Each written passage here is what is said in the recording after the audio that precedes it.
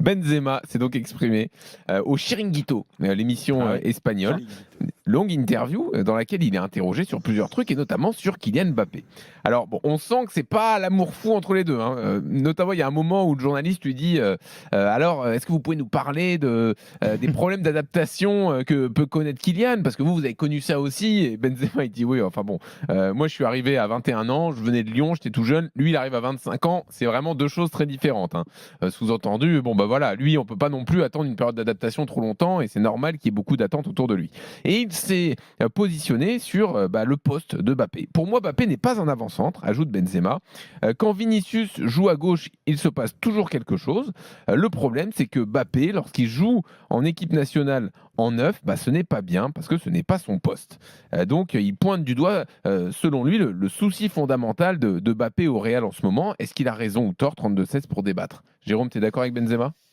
Oui, T'as souvent dit quand même qu'il pouvait jouer en neuf, non, Mbappé. il peut jouer. Mais j'ai bien aimé son interview parce que à l'arrivée, il a raison. Je veux dire, il doit s'adapter. Il dit ça aussi, hein. Il doit se réadapter à un nouveau poste. Alors que bon, Karim a certainement pas vu tous les matchs du Paris Saint-Germain l'année dernière avec Luis Enrique, mais Kylian Mbappé, la plupart du temps, il était en numéro 9. Donc il a aussi, et c'est peut-être pour ça aussi qu'il fait une saison en termes de stats très cohérente, ou en étant numéro 9 plus proche du but. Ça, c'est sûr que d'être sur un côté. Mais par contre, dans le jeu, dans le contenu, c'est vrai qu'il y avait des manques.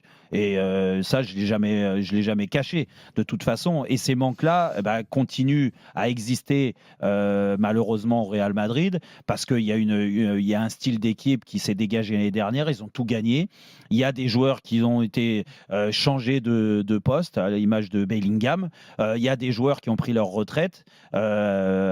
Kroos, Modric vieillit encore, tu vois. Les milieux de terrain ont du mal à exister. Donc forcément, tu attends que le numéro 9 il fasse un petit peu ce que faisait Karim Benzema à l'époque, tu vois. Et qu'aujourd'hui, Kylian Mbappé, contrairement à ce que dit Carlo Ancelotti, il peut pas faire du Karim Benzema. Et donc, il doit changer sa façon de voir le football. Est-ce qu'il peut devenir vraiment un neuf, ne plus aller sur son côté gauche? C'est ce que dit Benzema aussi. Il faut qu'il arrête d'aller sur le côté gauche. Oui, et qu'il reste dans l'axe. ça c'est des habitudes, mais je vais te dire, après, ça appartient. Alors là, on est dans la catégorie, la super catégorie, les meilleurs, ceux qui appartiennent à une autre planète du football. Et il n'y en a pas beaucoup des joueurs comme ça. Mais moi, je suis désolé, on a été des joueurs de très bon niveau. Pour te rassurer, quand tu es dans une période de moins bien, c'est souvent dans la position préférentielle. Tu as envie de retrouver ton côté gauche pour retrouver tes sensations. Et Kylian le fait peut-être trop, en effet. Peut-être qu'il doit être recadré un peu plus par Carlo Ancelotti. Mais je vais te dire, connaissant le joueur, il nous a montré des choses incroyables au PSG. Je ne te parle pas de la dernière année ou de les 2 dernières saisons, mais c'est quand même un joueur hors norme. S'il retrouve son envie d'être de nouveau un des meilleurs footballeurs de la planète football, je suis persuadé que très vite, il va s'adapter à cette situation-là. Moi, je suis sûr que Kylian, il peut jouer numéro 9. Après, il y a des choses à changer. Il faut juste que dans sa tête, il arrive à se remettre aussi en question de ce côté-là. En ce moment, c'est pas le cas. C'est pas le cas, mais peut-être que demain, ça sera le cas. Et en tout cas, je lui souhaite. Et donc, pour répondre à Karim Benzema, en effet, Karim a raison. Aujourd'hui, il y a trop de manques pour que Kylian joue numéro 9 au Real Madrid et soit performant et aide son équipe à gagner. Ça, on est d'accord. Après, là où et je vais donner la parole à Jean-Michel et à Pascal et je reviendrai dessus, là où je suis aussi d'accord avec toi, c'est qu'on sent pas une grande affinité entre les deux quand même dans cette interview. Non. Jean-Michel, qu'est-ce que tu en penses? Est-ce que Mbappé est capable de s'adapter, de devenir le 9 du Real? Qui mieux que Benzema pour parler de ces problèmes d'adaptation et de s'adapter non seulement au club, mais aussi à ses coéquipiers. Et moi, pour tout vous dire, je pense à partir du moment où il a raison, on va considérer que Mbappé n'est pas un numéro 9. Quand on a le talent de Mbappé, on doit pouvoir quand même être un numéro 9 compétitif à la pointe de l'attaque du Real Madrid, même si ce n'est pas sa véritable place, son poste de prédilection, comme le disait Jérôme. Mais moi, au contraire de Jérôme, je commence à être inquiet. Je commence à être inquiet sur par contre, oui. le retour de Mbappé à un niveau qui était le sien il y a 2 ans. Et pour tout vous dire, quand je vois pas sur le plan de l'opportunisme, des réalisations, il en a marqué encore, il en a claqué 50, je crois, l'an passé, quelque chose comme ça, et il est pas mal encore cette année. Mais dans le contenu de ces matchs, alors c'est vrai que je vais peut-être exagérer, mais volontairement, mais il y a une éternité que je n'ai pas vu refaire à Kylian Mbappé les gestes qu'il faisait il y a 3 ou 4 ans. Je n'ai pas vu Kylian Mbappé faire les différences dans des matchs pas forcément toujours très compliqués, les différences qu'il faisait il y a 2-3 ans. Donc, je suis en train de...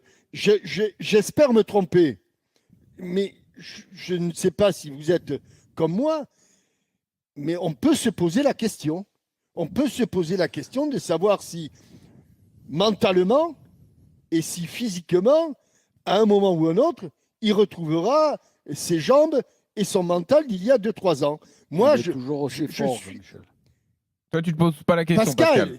Il est peut-être toujours aussi fort. En tout cas, il ne nous le démontre pas depuis 2 ans. Voilà. Oui, peut-être. Voilà, c'est ça. Mais quand tu as... Et 2 ans dans une carrière, Pascal, 2 ans dans une carrière. C'est pas passé, long, ouais. c'est très très long. C'est 100 matchs dans une carrière. Mais quand on a un entraîneur comme Ancelotti qui te dit que avoir la chance d'avoir un joueur comme lui dans son équipe, mais il peut pas ça dire veut le tout contraire. dire.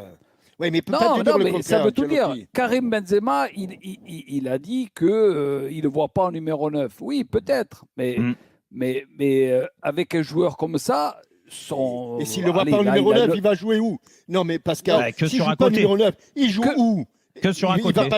Il ne va pas jouer à la place de Vinicius, on est bien d'accord. Alors, on est d'accord que tu peux le mettre que sur un côté, mais là, Alors là, par exemple, j'ai la compo là, pour le match de ce soir contre Milan.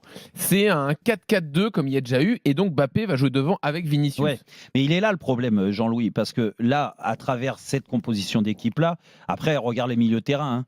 C'est Valverde, Modric, Tchouaméni et Bellingham. Bon, voilà. Il n'y a aucun milieu de terrain de côté.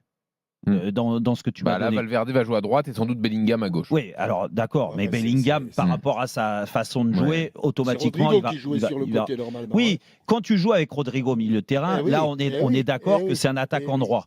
D'accord, un milieu droit, attaquant droit. Donc, tu peux compenser sur le côté gauche avec un Vinicius ou un Kylian Mbappé et l'autre dans l'axe. On est d'accord. Là, avec ce milieu de terrain-là, je suis désolé, c'est la formule et plus.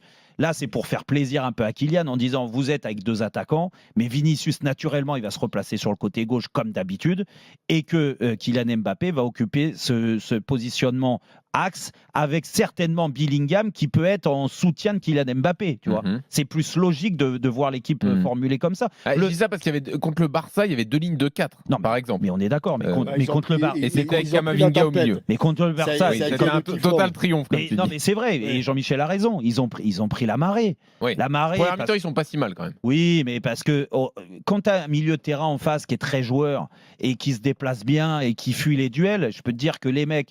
On regarde juste l'attitude de Bellingham. C'est aussi simple que ça. L'année dernière, Bellingham, il était heureux et il jouait dans une position un peu hybride devant, soit numéro 9, il venait décrocher tout ça et il marquait des buts. Il se retrouvait. Là, Bellingham, aujourd'hui, il est très très loin de la surface. Cette compo, c'est pour faire plaisir à Mbappé. Mais c'est pour nous mettre en avant, si tu veux, le fait qu'ils jouent avec 2 attaquants, à eux de se démerder.